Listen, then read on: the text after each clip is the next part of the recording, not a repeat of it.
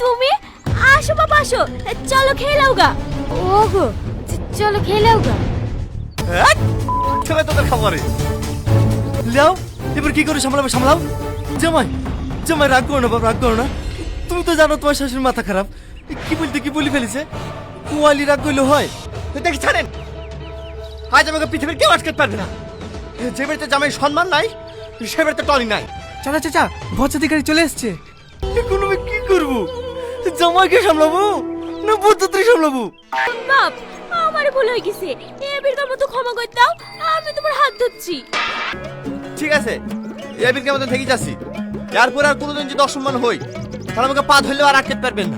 আরে আরে কোথায় ঢুকছেন? গ্রামের লোকের খাওয়া হবে না, আগে বরযাত্রী খাবে তারপর। তোর এত বড় সাহস তুই আমাকে আটকাস? তুই জানিস আমি কে? আরে আরে কি হয়েছে বাপ? কিছু না চাচা, বলিস এখন বরযাত্রী খাচ্ছে পরে ঢুকতে, তার লিগে এরকম করছে। বাড়ির লোক একটু পরে খালি হয়। আরে কাকে কি বলছো? এটা আমার বড় জামাই। চলো বাপ, ও আসলে চিনতে পারেনি।